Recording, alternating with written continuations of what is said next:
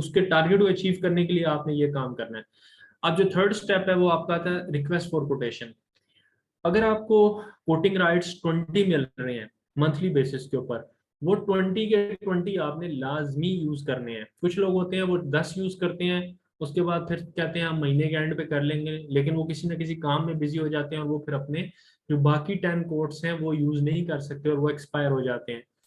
इसके आपको extra bonus points आपके ऐड होंगे आपकी कन्वर्जन रेट के अंदर। ये याद रखिएगा, RFQ लाजमी आप लोगों ने रिक्वेस्ट फॉर कोटेशंस के ऊपर जाना है, RFQ सर्च करनी है, चाहे वो गोल्ड है, ब्रॉन्ज है, सिल्वर है, बोनस कोटेशंस है, जो भी है देखनी है। जो मंथली बेसिस के ऊपर आपको कोटिंग राइट्स मिलते हैं, यानी कि आप 20 कोट्स कर सकते हैं या 10 कोट्स कर सकते हैं, उनको आपने लाजमी यूटिलाइज करना है, उसको हमने स्किप नहीं करना। अगर हम वो स्किप कर देंगे तो हमारे जो एक्स्ट्रा बोनस पॉइंट है कन्वर्जन रेट में ऐड होने के लिए, जिससे आपकी स्टार रेटिंग को इम्प्रूवमेंट मिलनी है, वो आपकी लैग कर लेगी। तो कुछ लोग कहते हैं जी हमें क्लिक्स नहीं आ रहे, व्यूज नहीं आ रहे, तो ये इश्यूज आ रहे हैं। अब आप RFQ के ऊपर हम आते हैं, तो पहली तो बात है RFQ का आपको पता होना चाहिए कि RFQ क्या चीज़ है, how to find RFQ, how to go to well.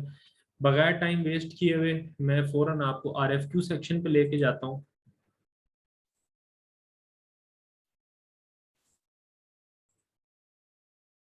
ठीक है, इसको मैं क्लोज कर देता हूँ। अब हम आते हैं RFQ सेक्शन के ऊपर। ठीक है जी, यहाँ पे आप इजीली सामने आ रहे हैं, अनरीड RFQs आ रही हैं, इस पे आप क्लिक कर लेते हैं। ठीक है, ये आपके पास RFQ सेक्शन आ गया। ठीक है, अब ये देख रहे हैं यहाँ पर ये स्कोर काउंट हो रहा है। इसी तरह आप लोगों ने भी लाजमी इन चीज़ों को देखना है, आपका स्कोर काउंट होगा। अच्छा, अब ये आपके पास देखिएगा, आपके पास अनरीड में आ रही हैं, सिल्वर RFQs आ रही हैं, ये आ रही है, ये बोनस कोटेशन है। ठीक है, लेकिन इंडिया से है, इसको मैं नहीं करूँगा क्योंकि हम सप्लाई नहीं कर सकते इंडिया। नेक्स्ट आता हूँ, कंटिन्यू करता हूँ, नीचे में आ रहा हूँ, RFQs देख रहा हूँ। अच्छा, अब मुझे इसमें लग रहा है टाइम। ठीक है, सबसे आसान तरीका RFQ करने का क्या होगा, क्योंकि मुझे इस पे मेरा टाइम कंज्यूम हो रहा है, मैं क्या करूँगा, यहाँ पर मैंने अपना जो भी मेरी प्रोडक्ट है उसका नेम लिख लिया। नेम लिख के मैंने यहाँ पे डाल दिया, ये मैंने नेम लिख दी है, रॉक सॉल्ट नेम। अब मैं क्या करूँगा, मुझे चाहिए जो RFQ मुझे चाहिए वो चाहिए लास्ट 24 आवर्स की। ठीक है, इसके ऊपर मैंने क्लिक कर लेना है। एक मिनट, पहले तो हम क्या करेंगे, यहाँ पर आपने डाल दिया अपना प्रोडक्ट का नेम डाल दिया। अब मैं फिल्टर कर रहा हूँ बेसिकली। ठीक है, मुझे RFQ किसकी चाहिए, बजाय कि मैं वो स्क्रॉल डाउन करता करता करता टाइम जाया करूँ, तो मैं अब फिल्टर कर रहा हूँ RFQ अपने टाइम बचाने के लिए भी। कैटेगरी आ रही है ये, ठीक है। अभी मैं यहाँ से क्या करता हूँ, सबसे पहले बायर की लोकेशन देखता हूँ कि मुझे किस कंट्री से चाहिए। फॉर एग्जाम्पल सबसे पहले मैं आता हूँ इधर नॉर्थ अमेरिका, इस पे सिलेक्ट करता हूँ यूनाइटेड स्टेट, ये एक सिलेक्ट हो गया। अब फिर उसके बाद मैं चाहता हूँ कि यूरोपियन कंट्रीज पे आ जाऊँ। यूरोपियन कंट्री पे मुझे सारी जितनी भी यूरोपियन कंट्रीज हैं वो सब सबसे मुझे मिल जाए।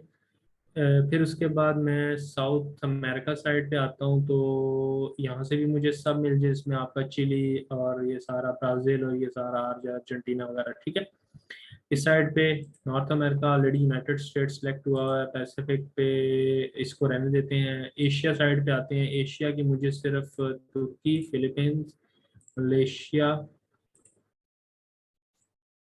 और बस। ठीक है, ये मैंने सिलेक्ट कर लिए और ये मैंने कंफर्म कर लिया। ठीक है, ये यहाँ पर आ गई। अब ये ऐसा ऐसा फिल्टर हो रही है खुद ही। अब नेक्स्ट जो स्टेप है, टोटल 81 कंट्रीज सेलेक्ट हो गई हैं। सही है, ये इन कंट्रीज से मुझे RFQ चाहिए और ये आ रहा है। और ये देखें कैटेगरी में gift and craft, natural craft में ऑलरेडी ये प्रोडक्ट पोस्टेड है। अच्छा जी, ऑल लैंग्वेज आ रहा है। अच्छा, मोस्ट रिसेंटली मुझे चाहिए। ठीक है, मैंने इस पर क्लिक कर दिया कि जो मोस्ट रिसेंट आ रही है। अब आप ये देखिएगा, मोस्ट रिसेंट 24 आवर्स मैंने किया ना, तो इसमें ये देखें, ये आ रही है 1 डे बिफोर, ब्रॉन्ज है।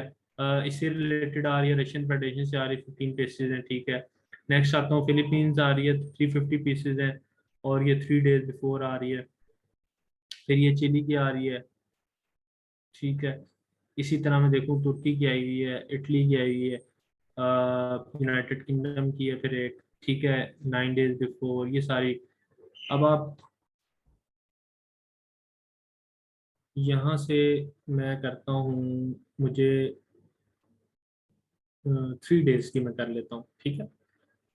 ये 3 डेज में जो आई है, अब ये 3 डेज की है, तो अब ये 3 डेज वाली में सिर्फ एक ये आ रही है, इससे रेलिवेंट, इस टिपिकल जो नेम है इससे रेलिवेंट। अब मैं इसको हटा के सिंपल ये लिख देता हूँ सॉल्व है, ठीक है। और अब मैं सर्च करता हूँ, बाकी क्राइटेरिया सारा सेम है, तो इससे रेलिवेंट अब ये देखेगा, ये आ गई, ठीक है। ये सारी यूनाइटेड स्टेट्स सिल्वर, ये सारी आर एफ क्यूज आ रही हैं। तो आप यहाँ तक, अब जो रिकमेंडेड आर एफ क्यूज हैं वो तो ऑब्वियस सी बात है डेली बेसिस पे आपके सामने आ रही होती हैं, ठीक है।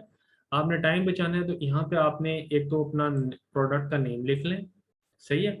फिर उसके बाद आप लिख लें, इसमें से आप अपना ये बायर की लोकेशन सेलेक्ट करें। यहाँ पर आप आए नॉर्थ अमेरिका में जो जो कंट्रीज हैं वो सिलेक्ट कर लें। फिर आपने अगर यूरोपियन कंट्रीज में लिखना है, अगर सारी यूरोपियन कंट्रीज से चाहिए तो ऑल पे टिक कर लें। इसी तरह आपको अगर यूनाइटेड स्टेट्स पे चाहिए तो आप ऑल पे टिक कर लें। सारी यूनाइटेड स्टेट्स की जो कंट्रीज है वो, मतलब जो स्टेट्स वगैरह है वहाँ से आपको इंक्वायरीज, जिस जिस बायर ने रिक्वेस्ट फॉर कोटेशन किया वो आपके सामने आ जाएगी, और आप टाइम भी उसको वो कर सकते हैं। अच्छा, एक और मजे की चीज़ कि हमें कैसे पता लगेगा कि ये बायर जो है वो ठीक है, ईमेल कंफर्म्ड है, वो सारी डिटेल्स वगैरह हमें देखनी है। तो हम क्या करते हैं, ये जैसे कस्टमर है फॉर एग्जांपल, अब ये एक आर एफ क्यू है, ठीक है। ये मैं निकालता हूँ, उस पर क्लिक किया मैंने, और यहाँ पे मैं आया हूँ, नीचे स्क्रॉल डाउन किया तो ये आ रहा है बायर की प्रोफाइल, ठीक। इस बायर की प्रोफाइल पे आपने क्लिक करना है। यहाँ पे आपने देखा कस्टमर का नेम आ रहा है, ईमेल कंफर्म्ड आ रहा है, इंटरैक्टिव यूजर लिखा आ रहा है, लास्ट विजिटेड ये डेट आ रही है, login, total sign in days, फिर उसके बाद total searches, 2 valid R F Q submission, 1 product, 3 quotation, 3 valid inquiries, ये आ रही हैं। इसने क्या क्या प्रोडक्ट जो है वो 90 डेज में सर्च किए हैं, ये आ रही हैं। फिर उसके बाद ये डिटेल्स आ रही हैं। फिर इसके अलावा यहाँ पे आ रहा है कोर्ट रिकॉर्ड्स, किस किस कंट्री से अभी तक कोटेशन हुई है। यहाँ से आप देखना है, अब आपके पास कोर्ट राइट्स हैं 20 मंथली बेसिस के ऊपर। जाया नहीं करना, आप लोगों ने एनालिसिस करना है पहले। आर एफ क्यू आपने फिल्टर कर लिया, सिलेक्ट कर लिया, अब आपने एनालिसिस करना है कि यार मैं किस तरह से इसको कोड करूँ। अच्छी और बेस्ट आर एफ क्यू निकालनी है अपने लिए। कोशिश करें कि पीसीस भी ज़्यादा रिक्वायर्ड हो, और प्लस जो कंट्री आपको पता है कि इस कंट्री से मुझे ऑर्डर चाहिए उसके ऊपर आप कोड करें। और फिर लास्ट जो चीज़ देखनी है वो हमने देखनी है कि उसकी जो एक्टिविटी है, बायर की प्रोफाइल देखनी है, उसकी एक्टिविटीज देखनी है, उसने क्या क्या चीज़ें सर्च की। वहां से आपको 90% आप एनालिसिस कंप्लीट कर लेंगे कि यार मैं इसको कोड करूं या ना करूं, ठीक है। आपकी डिसीजन फाइनलाइज हो जाएगी। फिर आप कोड करेंगे। इसका मकसद ये होगा कि अगर आप कोड करेंगे तो आपको आइडिया होगा कि 15 डेज के अंदर अंदर इसने अपनी जो आर एफ क्यू एक्सपायर हो जाएगी, तो उसने 15 डेज के अंदर अंदर आपको रिस्पॉन्ड करना है। तो अगर अवेलेबिलिटी कोड्स 10 है, ठीक है, अगर अवेलेबिलिटी कोड्स 10 है तो इसका फायदा आपको ये होगा कि आप फर्स्ट बंदे होंगे जो फर्स्ट प्रायोरिटी पे कोड कर रहे हैं। तो ऑब्वियस ही बात है कि वही बात है कि first come first serve basis के ऊपर आपको कस्टमर बातचीत करेगा, आपने उसको एंगेज करना है, फिर ऑर्डर्स की डिटेल्स पे जाएगा, और प्रोडक्ट्स अगर चाहिए वो इंट्रोड्यूस करवाएं, तो फिर आप इस तरह से मूव ऑन कर सकते हैं, सही है। तो ये request for quotation are F Q अच्छी तरह से फिल्टर करके खुद से कोड करना, और उन कोर्स राइट्स को 1 मंथ के अंदर लाजमी यूज करना है। तो वो कैसे करना है, वो ये तरीकाकार है। इससे आप अपनी मर्जी से टाइम भी बचाएं और अच्छी से अच्छी आर एफ क्यूज अपने सामने आपके पास रखेंगे, ठीक है। अच्छा जी, मूविंग